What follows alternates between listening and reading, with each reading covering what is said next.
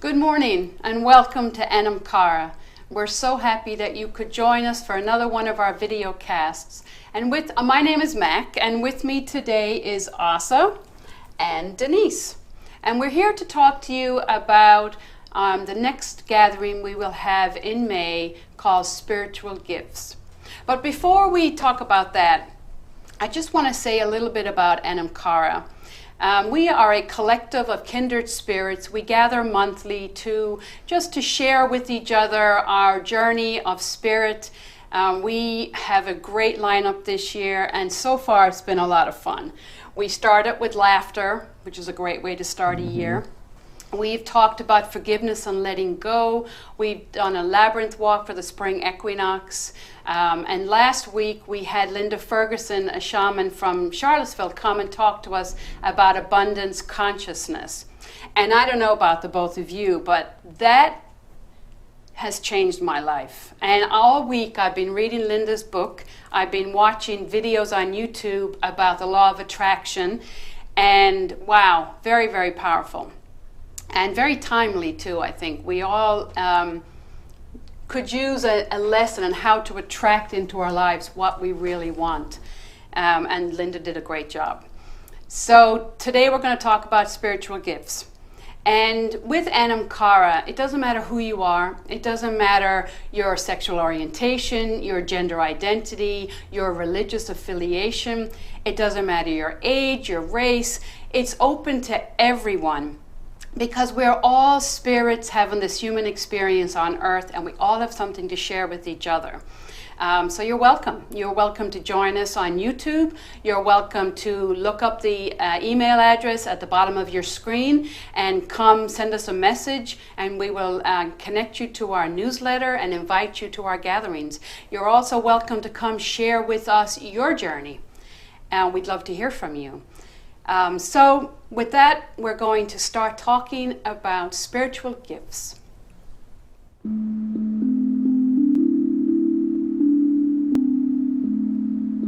So today we're going to talk about spiritual gifts.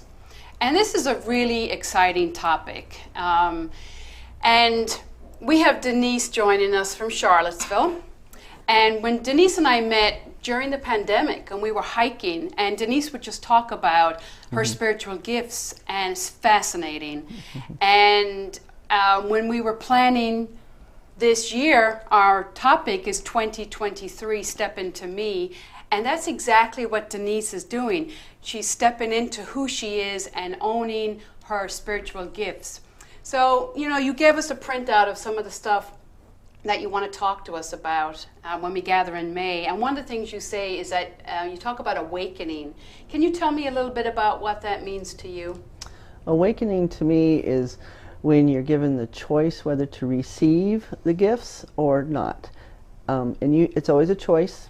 I chose to receive, and this is from Spirit, Source. There's many names. I just happen to go by Spirit. And to me, it was a calling. I mean, it's like my whole life, when I look back, came to this point to decide to step into it and welcome it and open up to it, because you do have to have an open mind, because you just don't know what's going to come. And gratitude's a big part of that. I give gratitude every day. I feel very blessed that I've been given this gift. And after a lot of research, I found out that there's a family history of some kind of gifts. So that just reinforces even more why I want to do this and pursue it and research it and do all that I've done. And I like talking about this, because I know a lot of people who have tried to walk away. Yes. But it's like you can run, but you can't hide. And so being able to just finally let it go and let that gift come to you is part of the process. And it's an invitation, but it's going to follow you, and you're going to come back to it. So I can't wait to hear what you have to say about opening ourselves up to that. Well, part of that is accepting the guidance. I mean, I feel very blessed because the websites would come to me, the links would come to me, I'd get something I would read and it would click like, oh my gosh, this is it. That I'd been kind of searching for but didn't know where to look, because most of this stuff that I do, it's not in very many books, so I've had to do a lot of digging, internet, but it comes to me as I need it. That's great. And things that don't resonate with me, I let go. Because it's like, I don't want to waste energy if I'm not feeling it come to me. Good. So, and that's part of the awakening, and it takes time. It's not like just all of a sudden one day you wake up and, oh, I got magic. It does take time, and it's a process, because you have to like rethink your whole being of what direction you're going to go. Yeah, and then you said that your awakening occurred in June of 2012. Yes. Is there a significance to that date? There is a significance to that date. Well, first of all, June's my birthday, so and the person who I had my awakening from had come to visit that day. But the most significance to 2012 is, I don't know if people follow the Mayan calendar idea. Well, 2012 is when it was all supposed to end, and actually, technically, we are in the Aquarius age now, whereas before, dawn of Aquarius back in the 60s, well, we're in it now, and that was the year that was designated as truly the start of the age of Aquarius, which for humanity means an upper evolvement, to evolve even more, be it spiritual gifts or be it whatever, because it can come in many ways. Everybody does it differently, and they've done studies that since in those 10 years, there's much more people that are connecting, much more people who are feeling something's pulling them, and that's all part of the 2012 legacy, basically. Yeah, and you said that your ancestry was a part of the gift? Yes. And so through this journey, I found out that I have a grandmother. I know this sounds really extensive, but 9 generations back, and I was fortunate enough to have a family tree that goes back to her. Wow. And through guided meditation, I found out her name, and sure enough, it was on the family tree. Wow. And that she was a known clairvoyant. Wow. So it's been there all the time, just waiting for the chance to reemerge. Wow, talk about affirmation when It you was. find your Oh, it great, was. great, great, great, great, great grandmother also had this gift. And I was That's incredible. I wasn't going to count It's a 9 lot of greats. well, I was very fortunate because I have a friend who's an intuitive, and so for health reasons, I was kind of like, is this family history, blah, blah, blah. And she said, it's a family member 9 generations back, and I was like, where does that come from? And because of where she said, like it was in the Mediterranean, my grandmother originally came from Italy. So we think that that's where it all had started, was back then. And my 9 generations back grandmother was in Italy in the same hometown because nobody ever left. So it was easy to do the family tree. Wow. And so when I found out her name was Rosa, like you said, total affirmation. Have you gone to Italy? I have sometime? not. It's Oh, that's on a the road bucket trip. list. Yep. Yeah. On the bucket list. So, yep. So do you feel like your ancestors are part of your soul family? Yes. Yes. Soul family is those that travel with you through the ages. Like when you meet somebody, it's like, I know you from before, or I know you somehow, and that's what it is. It's your soul family, a person. Because when you go to the other side, you end up asking your soul family to help you on the next time you come back.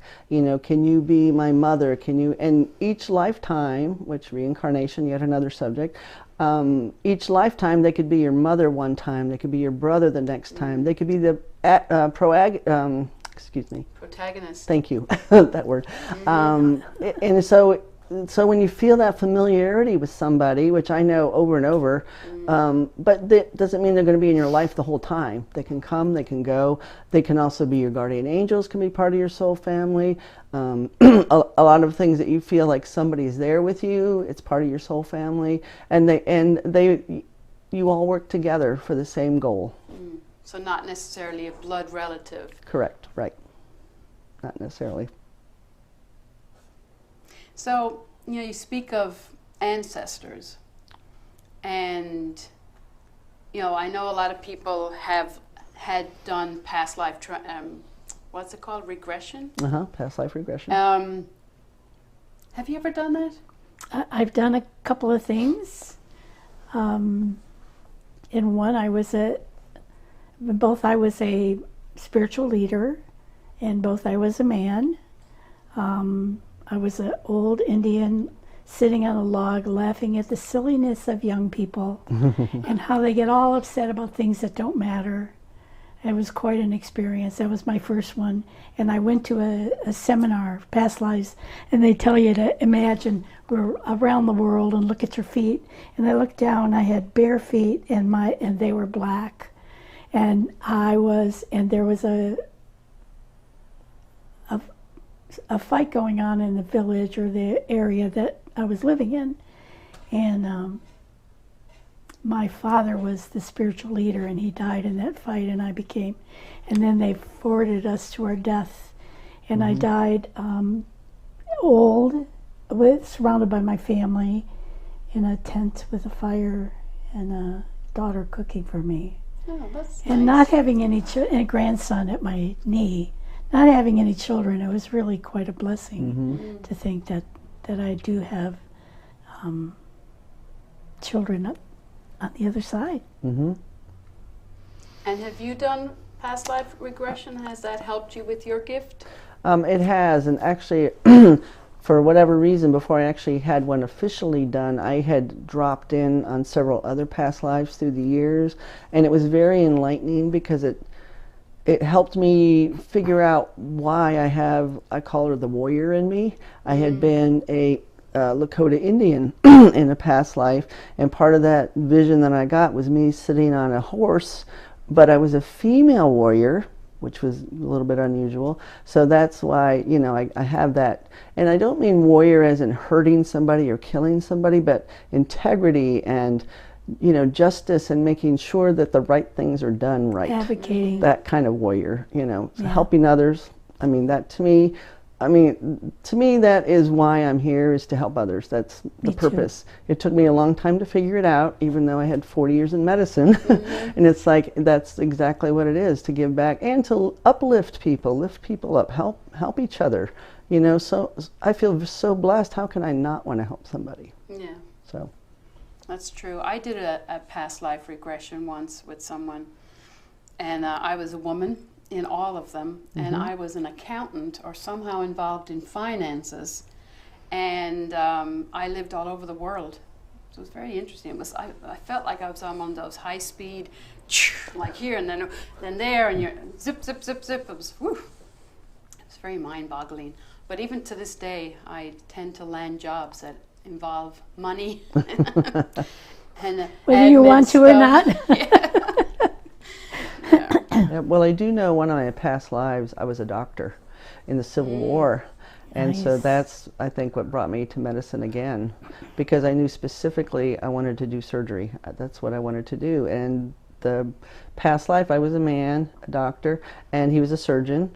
And somewhere in there, a patient had passed away. I don't have any of the details, but part of that's what drove me to this time, was that I wanted to make sure I was never in the full responsibility. I did not want to be a doctor again. I did not want that responsibility, but I still wanted to be there and help. And I actually had even gotten a compliment from several surgeons asking me in this day and age, how come I was not a surgeon? Because I would help them with surgery. So, and it really rang home to me when I actually got the acknowledgement that they thought I could be one. It was very impressive. That all cool. tied together. Yep. So, when you're doing past life regressions or when you're talking about spiritual gifts, how do you know what information is relevant for you at that time? well, I ask myself, I ask Spirit. And to me, I usually get it pretty quickly that this sounds interesting, but not really. And I've also found out that a lot of this stuff I already know. And then once I start reading, it's like, I know this. I don't know how, but there's so much that I already know. But I was told by my friend Dawn, the intuitive, that I was a very old soul. She told me, you are so old, your soul. It's like back from the beginning, you're so old. And that's why you know as much as you do. And I've run curriculums of different classes I wanted to take, and she goes, you're wasting your money. You know this. You know this. And so I believe her, and it's like, okay, and it just comes. It comes to me what I need, and I seem to know stuff that's not going to work for me. I feel blessed in that way, that I'm not wasting my time chasing down things that don't resonate with me. Yeah, that's a lesson I'm trying to learn as well. How about you, Asa? That's a great question. Yeah, so as I'm kind of seeking, there's so much, there's just so much. I was doing something the other day and I can't really remember what it was, but I remember thinking, I could do this, but that's not enough. You know, yeah, I could do this, and then Spirit was, is that how you want to go? And it wasn't. And I think when I was younger, if I thought I could do it, then I felt like I should do it. So that was a very affirming to my intuitive part of me. Yeah, when I was doing the shamanic training, one of the things that I was taught was discernment. And that everything that they were teaching, even though they were teaching it, they would say you have to run this through your own discernment and only take what's relevant, what's resonating with you. I think that's really important because, yeah, you can be, especially when you're opening to spiritual gifts, when you are open like that, a lot can flow into you, and it's not all meant for you, but it's going to come because you're open. It's a cafeteria. It's like, yeah. That's right. these are the things that you could do. A la carte. So to really discern, and part of that is knowing yourself and knowing who you are and why you're here, and then discerning what comes to you. And we were just talking on the car ride here that right now I feel like there's a space open up in my life, and you know, old me would want to run and fill that space, and new me is trying to just sit with it, to see what's going to come, and then be discerning and say, yes, that's what I want, or not for me. Great. And it's important to listen to that. Yes, to listen. Otherwise, you're wasting your time. I mean, you know, I'll read like through a whole book and just take one little thing out of it that's exactly resonates with me. And not that I'm glad I read the book, but that little point was exactly what sticks. And it's like, that's why I read this book. And I've had that happen over and over with articles or different webinars. And the thing I found just a little disconcerting when I first started stepping into all this was the amount. It's overwhelming, the amount of stuff that's out there that people are trying to buy my book, buy my CD, buy my buy. And it just is like, whoa. And so you really have to be very discerning so you're not wasting your time. And I just try to turn it over. I mean, that's the biggest thing about the spiritual gifts is giving up control. Control's a total illusion. I know everybody thinks they are in control of things, but years ago I learned to use the word manage instead, and that sits much better with me than trying to control things. You try to manage them, and that really helps shift me away from, I gotta have control. And two, being in close touch with spirit, I let a lot of it go because I know I'm on the right path. I feel that. Surrender. I surrender, absolutely. Yes. Yep. And it's not easy. And you know, all of these courses that are out there and the books that are written, just because they don't resonate with you, it doesn't mean they're bad or anything, and not to have any judgment against them, but they're just not meant for you. There's another person out there that's meant to read that book that will get something else out of that book that you didn't get because it wasn't meant for you. Exactly. And that's kind of nice. I find that very freeing. And you don't have to have all the answers. You don't have to find everything, and everything's not meant for you. And things will come when you need them. I've actually, when I've asked Spirit many times, I finally got told, you are on a need-to-know basis, and we'll let you know when you need to know. And I'm like, okay. And Yes, sir. Exactly, but it's like, it's part of the surrender, though. And I go with it now. I don't try to, I mean, not that I don't question things, because, you know, that's the human side of you. And you have to give your human side its due too, you know, because it is a balance. But that still means, still doesn't mean you're not going to question it, you know, because your human side always has to get in its 2 cents. Yeah, I think questioning is also pretty good. It's important. Yep, I agree. All right. Well, that was our discussion on spiritual gifts.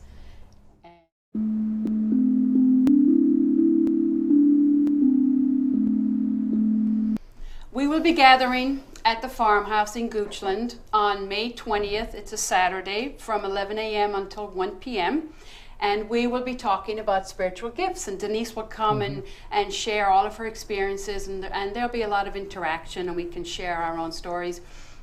And then afterwards, we will end with feasting. We always end with feasting. It's personally my favorite part of it. I love breaking bread with people. I love when new people come, and it's just a great opportunity to get to know really cool people.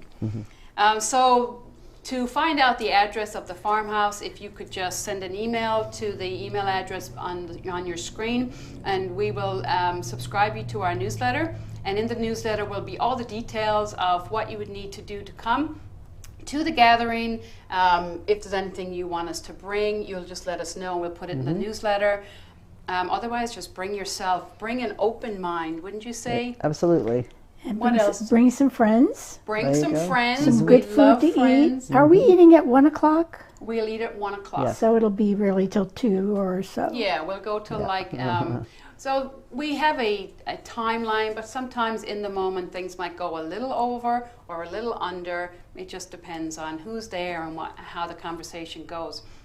But yeah, it's pretty much 11 to 1 with feasting afterwards. So yeah, bring a healthy dish to share. And once you sign up, it is important to RSVP. We like to know how many people are going to be there, so we know what to set up, what the space needed is. And then we will send you, as a group, all those who've RSVP'd, we'll send another email just letting you know what to bring and any other logistics that you need. Other than that, Try and get there a little bit early so we yes. can get to know you and have a catch up for those of you who we already know. And we can start right on time. yes, we do closer- like you to closer come on. 30 minutes before. Again, you've got to put your food in the refrigerator or put your coat away, your jacket away. Meet new or people. meet new people, introduce yourself. Yeah, you know, it's like you don't show up to church unless you're the one that does right at 11 o'clock when service starts. We would just prefer, because we will start on time, and yeah. So anything else we need to do? No. I love the idea of bringing a friend. We've had a lot of brand new people coming, and it's just a joy to meet new people.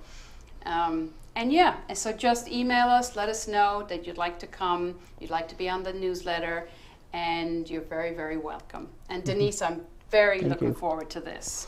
Thank you. Very looking forward too. is good English. Very looking forward. Thank you. It's Maybe. going to be really great. It is going to be. So thank you. All right, so let's get our glasses out. We're going to do a toast. All right. We're going to say sláinte, to your health.